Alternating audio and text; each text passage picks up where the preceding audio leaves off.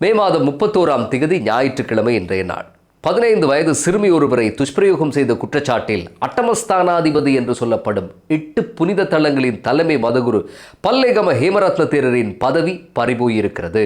அது பற்றியும் தமிழ் முஸ்லிம் ஒற்றுமையை சீர்குலைக்கவும் மொத்தத்தில் நாட்டில் ஒரு இன முறுகலை உருவாக்கவும் நடந்து கொண்டிருக்கக்கூடிய ஒரு டிஜிட்டல் பித்தலாட்டத்தை பற்றியும் இந்த வீடியோவில் விரிவாக பேசுவோம். முதலில் இனமுறுகலை குலைக்க நடந்து கொண்டிருக்கக்கூடிய சதிவலையை பற்றி பார்க்கலாம். மே மாதம் 18, 19ஆம் திகதிகளிலும் நவம்பர் கடைசி வாரத்திலும் இலங்கையில் சமூக ஊடகங்களில் ஒரு கலவரம் ஏற்படும். உறங்கு நிலையில் இருக்கக்கூடிய போலி கணக்குகள் எல்லாம் எழுந்து வரும். கண்டபடி ஏசி தூற்றிக்கொள்வார்கள். இதனை நாம் கடந்த பல வருடங்களாக பார்த்து வருகிறோம். ஆனால் கடந்த 18, 19ஆம் திகதிகளில் ஒரு புதிய உத்தியை பாவித்திருந்தார்கள் இந்த சதிகாரர்கள். அதாவது நினைவேந்தல் பற்றிய இரங்கல் குறிப்பு பதிவுகளுக்கும் அது தொடர்பான நிகழ்வுகளுக்கும் சிரிப்பு ஈமோஜி என்று சொல்லப்படும் ஹாஹா ரியாக்ஷன்களை முஸ்லிம் பெயர்களில் இருந்த பலர் போட்டுவிட்டு சென்றிருந்தார்கள். இதனால் தமிழ் சமூகத்தைச் சேர்ந்த பலர் சகோதர இனத்தவர்கள் எமது வலி தெரியாமல் சிரித்து மகிழ்கிறார்கள் என்று கவலைகளை பதிவு செய்திருந்ததையும் காணக்கூடியதாக இருந்தது. இது பற்றி விரிவாக தேடிய போது இதன் பின்னணியில் பாட்ஸ்களை பாவித்து சிரிப்பு ஈமோஜிகளை முஸ்லிம்களினுடைய பெயர்களில் விநியோகித்திருப்பதையும் பார்க்கக்கூடியதாக இருந்தது. அதாவது நாம் நினைக்கக்கூடிய மாதிரி சிரிப்பு ஈமோஜியோ இதய ஈமோஜியோ இப்போது இயற்கையானது அல்ல. அதுவும் உணவில் கலப்படம் போல உணர்வில் கலப்படம்தான். உங்களில் எத்தனை பேருக்கு இந்த பாட்ஸ்கள் இயங்குவது பற்றி தெரியும்? 1000 ரூபாய் கொடுத்தால் ஒரு பதிவுக்கு 1000 சிரிப்பு ஈமோஜிகளையோ இதய ஈமோஜிகளையோ அல்லது வெறும் லைக் ஈமோஜிகளையோ பெற்றுக்கொள்ளலாம். இதற்கெல்லாம் இப்போது நிறுவனங்களும் வந்துவிட்டன. போலி கணக்குகள் மூலம் பதிவேற்றப்படக்கூடிய இந்த ரியாக்ஷன்களை வழங்கும் கணக்குகள் பாட்ஸ்கள் என்று சொல்லப்படும். உதாரணத்துக்கு மே 18 நிகழ்வுகளையே எடுத்துக்கொள்வோம். முள்ளிவாய்க்காலிலோ வெள்ளவத்தையிலோ ஒரு உணர்வுபூர்வமான நினைவேந்தல் நடந்து முடிய அதன் படங்கள் ஃபேஸ்புக் பக்கம் ஒன்றில் பதிவேற்றப்படுகிறது என்று வைப்போம். முழுக்க முழுக்க தமிழில் எழுதப்பட்டிருக்கக்கூடிய பதிவுக்கு சிங்கள பெயர்களில் வந்து சிங்கள போலி கணக்குகளில் வந்து சிரிப்பு ஈமோஜி போட முடியாது. அதாவது இதற்கு சிங்கள பெயர் உள்ள பாட்ஸ்களை பாவிக்க முடியாது. தமிழ் பெயரில் சிரிப்பு ஈமோஜிகளை போட்டால் எந்தவித சுவாரஸ்யமும் கூட இருக்காது. யாரோ துரோகிகள் 100-200 பேர் சிரித்து வைத்திருக்கிறார்கள் என்று பார்ப்பவர்கள் கடந்து போய்விடுவார்கள். இதையே முஸ்லிம் பெயர் கொண்ட பாட்ஸ்களை பாவித்து செய்தால் என்னவாகும்? இதுதான் கண்டென்ட். ஒரு டிஜிட்டல் இனவாத தீயிற்கான அத்தனை கதவுகளும் அந்த நேரத்தில் திறந்து கொண்டுவிடும்.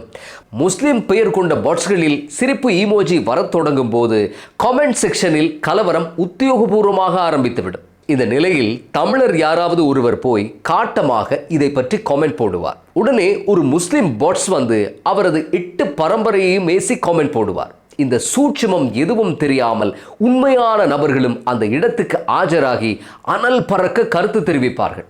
இப்போது என்ன நடக்கும் என்றால் பாட்ஸ்களின் தேவை முடிந்து போய்விடும். இனி உண்மையான மனிதர்கள் நடத்தக்கூடிய சண்டை ஆரம்பமாகிவிடும். ஆளையால் சீண்டி இருதரப்பிலும் இருக்கக்கூடிய உண்மையான மனிதர்கள் பதிவுகளை எழுத தொடங்குவார்கள். காமெண்ட்களில் ஒவ்வொருத்தரும் சரித்திர வகுப்பெடுப்பார்கள். ஆனால் இந்த நாசகாரத்துக்கு காரணமாக அமைந்தவர்கள், அதாவது அந்த பாட்ஸ்களை பாவித்து இப்படி ஒரு டிஜிட்டல் இனமுறுகளை தோற்றுவித்தவர்கள் அடுத்த ப்ரொஜெக்டில் மூழ்கி போய்விடுவார்கள். இப்படித்தான் ஜனாதிபதி அனுரகுமார திசாநாயக்கவின் கம்பன் விழா பதிவுகளுக்கும் வீடியோவுக்கும் கூட நடந்தது. இன்றைக்கும் இல்லாத வகையில் லைக்குகளை விட ஹாஹா ரியாக்ஷன்ஸ் சிரிப்பு ஈமோஜி அதிகமாக இருந்தது. கம்பன் விழா நிர்வாகத்தினர் இதுவரை இலங்கையை ஆண்ட எந்த ஒரு ஜனாதிபதியையும் இப்படி அழைத்து கௌரவம் செய்திருக்கவில்லை. கம்பன் விழா விருது பெற்ற ஒரே ஒரு ஜனாதிபதி அனுரகுமார திசாநாயக்க மட்டும்தான். ஆனால் அதற்கு சிரித்து வைத்திருந்தவர்களில் அநேகமானோர் முஸ்லிம்கள், அதாவது முஸ்லிம் பாட்ஸ்கள். ஏன் முஸ்லிம் பாட்ஸ்களை கொண்டு கம்பன் விழா நிகழ்வை கேலி கூத்தாக்குகிறார்கள் என்று ஆழமாக யோசித்தால் இதன் பின்னால் இருக்கக்கூடிய மலின அரசியல் புரிந்துவிடும். சக தமிழ் பேசும் சமூகம் இந்த கம்பன் விழாவில் ஜனாதிபதி விருதை பெறுவதை விரும்பவில்லை என்று ஒரு தோற்றப்பாட்டை உருவாக்கக்கூடிய ஒரு அரசியல் இது. மற்றது இது ஜனாதிபதியின் உத்தியோகபூர்வ ஃபேஸ்புக் பக்கம். ஆகவே இதில் சில 100 சிங்கள பாட்ஸ்களும் கூட சம்பந்தப்பட்டிருந்தன. அவர்கள் முதலில் வந்து சிரிப்பு ஈமோஜிகளை விநியோகித்து விதவிதமான எதிர்மறை கமெண்ட்டுகளை போடும்போது இந்த டிஜிட்டல் பித்தலாட்டம் பற்றி எதுவுமே தெரியாத பலருக்கு ஜனாதிபதியின் ஃபேஸ்புக் பக்கத்துக்கு வந்து சோதனையை பாருங்கள் என்றுதான் எண்ணத் தோன்றும். இப்படித்தான் கோட்டாபயவுக்கும் கூட அவருடைய கடைசி அந்த ஆட்சி காலத்திலே நிறைய சிரிப்பு ஈமோஜிகள் வந்து குவிந்திருந்தன. அது ஒருவித பிம்பத்தை உருவாக்குவதற்கு காரணமாகவும் அமைந்தது. டாலர் விலை 370 ஆகும்போது ஜனாதிபதி அனுர கோட்டாபயவை சந்திப்பார் என்று தயாசிரி ஜெயசேகர சொல்லியிருந்தார். இவ்வளவுதான் இவர்களுடைய அரசியல். இப்படிப்பட்டவர்கள்தான் சிரிப்பு ஈமோஜியை கூட்டி வைத்தால் ஆட்சி கைவசம் வந்து வீழ்ந்துவிடும் என்று நினைக்கிறார்கள். ஜனாதிபதி அனுரவிடம் கேள்வி கேட்பதாக இருந்தால் நிறைய கேட்கலாம். வாக்குறுதி அளித்த புதிய அரசியல் சாசனத்தை எப்போது கொண்டு வரப்போகிறீர்கள்? இனவாதத்தை தூண்டும், அதாவது இந்த ஹேட் ஸ்பீச்சுக்கு எதிரான சட்டமூலத்தை எப்போது நிறைவேற்றப் போகிறீர்கள் என்று கேட்கலாம். எதிர்க்கட்சிகளில் இருந்த காலங்களில் சொன்னது போல பௌத்த மதத்துக்கு முன்னுரிமை கொடுக்கும் அரசியல் சாசனத்தை விட்டுவிட்டு சகல இனத்தவர்களுக்கும் சகல மதத்தவர்களுக்கும் ஏற்ற வகையில் மதச்சார்பில்லாத அரசியல் சாசனம் எப்போது நிறைவேற்றப்படும் என்று கேளுங்கள். IMF உடன் தொடரும் இந்த பொருளாதார கொள்கைகளினுடைய எதிர்காலம் என்னவென்று கேளுங்கள். உற்பத்தி பொருளாதாரத்தை நோக்கி முன்னேறக்கூடிய திட்டங்கள் என்ன என்று கேளுங்கள். இப்படி கேட்டுக்கொண்டே போகலாம். ஆனால் அதை விட்டுவிட்டு சிரிப்பு ஈமோஜி வழங்கி வைப்பதாலோ அல்லது பாட்ஸ் பாவித்து மகிழ்வதாலோ ஆகப்போவது ஒன்றுமில்லை. மே 18, மே 19 போலவே வெசாக் தினங்களிலும் பாட்ஸ்கள் பாவிக்கப்பட்டன. அதே போல பிரதான ஊடகங்களில் பதியப்பட்டிருந்த ஹஜ் பெருநாள் வாழ்த்துச் செய்திகளிலும் பாட்ஸ்கள் பாவிக்கப்பட்டிருந்தன. அட்டமஸ்தானாதிபதி விவகாரத்தில் முஸ்லிம் தமிழ் பெயர் கொண்ட அதிகளவான பாட்ஸ்கள் பயன்படுத்தப்பட்டிருந்தன. பிபிசியில் 15 வயது சிறுமியை அட்டமஸ்தானாதிபதி எனப்படும் 8 புனித தலங்களின் தலைமை மதகுரு துஷ்பிரயோகம் செய்தது தொடர்பாக ஒரு செய்தி வந்தது. அதற்கு ஒரு முஸ்லிம் பெயர் தாங்கிய ஒரு ப்ரொஃபைலில் இருந்து இவர்கள் எல்லாமே இப்படித்தான் என்று தொடங்கி பௌத்தர்களை கீழ்த்தரமாக விமர்சித்திருந்தது. ஆக அந்த ப்ரொஃபைலை தேடி பார்த்தால் அது ஒரு போலியான ஒன்று. அது ஒரு பாட்ஸ் ஃபார்மில் இருந்து இயக்கப்படுகிற ஒன்று. இப்படியான காமெண்ட்ஸ் வரத் தொடங்கிய போது சிறுமிக்கு நீதி கிடைக்க வேண்டும் என்று எழக்கூடிய குரல்கள் மெல்ல மெல்ல அடங்கி போக தொடங்குகின்றன. இந்த பாட்ஸ்களை பயன்படுத்துவோரினுடைய நோக்கமும் கூட அதுதான். கடைசியில் 2 தரப்புக்கிடையிலான மோதலாக விவகாரம் பூதாகரமாக தொடங்கும். நாம் எமது விடயங்களை பார்த்துக் கொள்கிறோம், நீங்கள் உங்களுடைய வேலையை பாருங்கள் என்று அடுத்த கட்டமாக யாராவது வருவார்கள் என்று எதிர்பார்த்தது போலவே ஞானசார தேரர் ஊடக சந்திப்பு நடத்துகிறார். சரத் வீரசேகர ஊடக சந்திப்பை நடத்துகிறார். ஆக இதெல்லாம் ஒரு நிகழ்ச்சி நிரல். நாம் போலிகளை இனம் காண தொடங்க வேண்டும். மீண்டும் ஒரு முறை சொன்னால் இது உணர்வு கலப்படம். ஒரே ஒரு ரியாக்ஷன், ஒரே ஒரு கமெண்ட் போதும் தீயை பற்ற வைக்க. ஆட்சிக்கு வருவதற்கு யாருக்கோ நாட்டில் ஸ்திரமற்ற தன்மை ஒன்று தேவைப்படுகிறது. தமிழரும் முஸ்லிம்களும், முஸ்லிம்களும் சிங்களவர்களும், தமிழர்களும் சிங்களவர்களும் வேலை வெட்டியின்றி இப்படி சமூக ஊடக பொதுவெளிகளில் மோதிக்கொண்டிருக்க வேண்டும் என்றும் அந்த மோதல்கள் நிஜ வாழ்க்கையிலும் எதிரொலிக்க வேண்டும் என்றும் யாரோ விஷமிகள் குழு விரும்பிக் கொண்டிருக்கிறது.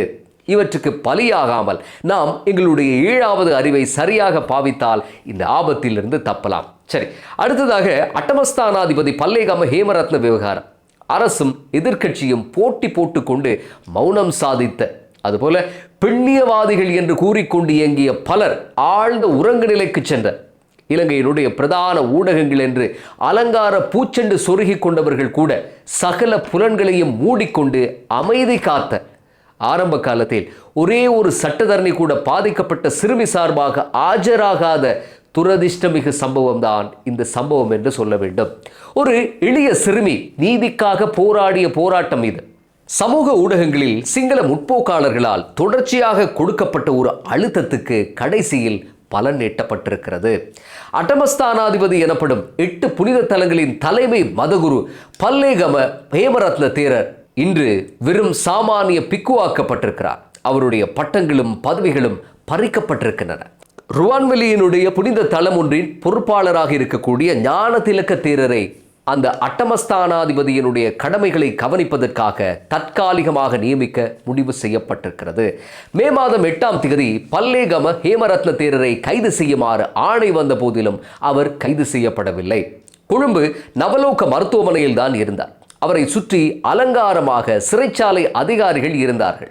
மே மாதம் 9ஆம் தேதி கொழும்பு மேலதிக நீதவான் பல்லேகம ஹேமரத்ன தேரரை போய் பார்த்துவிட்டு வந்து உடனடியாக சிறைச்சாலை மருத்துவமனையிலோ அல்லது கொழும்பு தேசிய மருத்துவமனையிலோ சேர்க்குமாறும் நவலோகவில் இருந்து அகற்றுமாறும் கட்டளையிட்டிருந்தார். ஆனால் எதுவும் நடக்கவில்லை. 12ஆம் தேதி வரை அவர் அப்படியே தான் இருந்தார். அனுராதபுரம் மாவட்ட நீதிமன்றம் கைது செய்ய ஆணையிடுகிறது. ஆனால் அவர் மீது ஒரு கீறல் கூட விழவில்லை. 13ஆம் திகதி கோட்டை நீதிமன்றம் உடனடியாக அவரை நவலோகவில் இருந்து அப்புறப்படுத்துமாறு உத்தரவிடுகிறது. வேறு வழியின்றி பல்லேகமவை கொண்டு போய் தேசிய மருத்துவமனையில் வைத்தார்கள். இந்த வழக்கு விசாரணைக்கு வந்தபோது இந்த பிக்குவுக்கு தன்னுடைய மகளை விற்றதாக கூறப்படும் தாயை 22ஆம் திகதி வரை விளக்கமறியலில் வைக்குமாறு ஆணையிட்டது அனுராதபுரம் மாவட்ட நீதிமன்றம். பல்லேகம ஹேமரத்ன தேரர் சார்பாக 20 சட்டத்தரணிகள் ஆஜராகி இருந்தார்கள். பாதிக்கப்பட்ட சிறுமி சார்பாக ஒருவரும் இல்லை. ஒரு சாமானிய பிக்குவாக இருந்திருந்தால் அல்லது சாமானியராக இருந்திருந்தால் இன்று கட்டம் கட்டியிருப்பார்கள். ஆனால் பெரும் வல்லமை படைத்த பிக்கு, நரேந்திர மோடியே ஆசி வாங்கிய பிக்கு என்பதால் ஏதோ ஒரு தடங்கள் இடறிக் கொண்டிருக்கிறதா என்ற எண்ணம் மேலோங்கி இருக்கிறது. இந்த சம்பவத்தை பற்றி திரண ஹிரு போன்ற ஊடகங்கள் எந்த ஒரு செய்தியையும் வெளியிடவில்லை. ஆளும் எதிர்க்கட்சி உறுப்பினர்கள் யாருமே இது பற்றி எதுவும் பேசவில்லை. அனைவரும் வாய்மூடி ஒற்றுமையாக இருந்தார்கள். சிறுவர் பாதுகாப்பு அதிகார சபையினுடைய அதிகாரி சஜீவனி அபேகோன் ஃபேஸ்புக்கில் அவர் ஒரு பதிவை இடுகிறார். சட்டத்துக்கு மேல் மதமும் நியாயத்துக்கு மேல் பணமும் இருக்கிறது என்று. இந்த பதிவில் ஒட்டுமொத்த இயலாமையும் கவலையும் வெறுப்பும் எதிரொலிக்கிறது. கடைசியில் அட்டமஸ்தானாதிபதி அடிகளாருக்கு பிணை வழங்கப்பட்டது. பத்திரமாக அவர் வீடு போய் சேர்ந்தார்.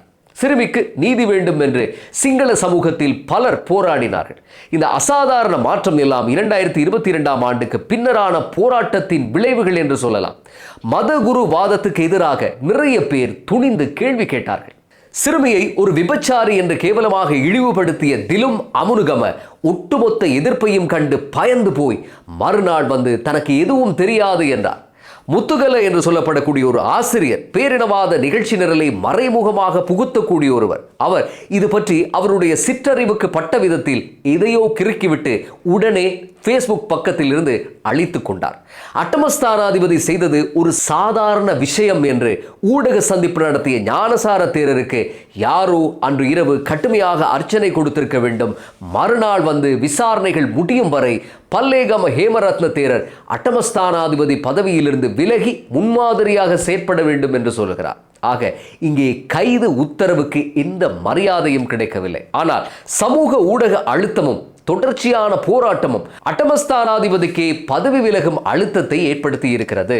சட்டமும் நீதியும் யாருக்கும் சமம் என்கிறார்கள். ஆனால் அட்டமஸ்தானாதிபதி விஷயத்தில் அப்படி இருந்ததா என்று இந்த காட்சிகளை பார்த்தோருக்கு புரிந்திருக்கும். வெறும் வார்த்தைகளில் அல்லாமல் சட்டமும் நீதியும் யாவருக்கும் சமமாக பிரயோகிக்கப்படுமா? மக்கள் அவதானத்தோடு பார்த்து கொண்டிருக்கிறார்கள். மீண்டும் அடுத்த பதிவில் சந்திப்போம்.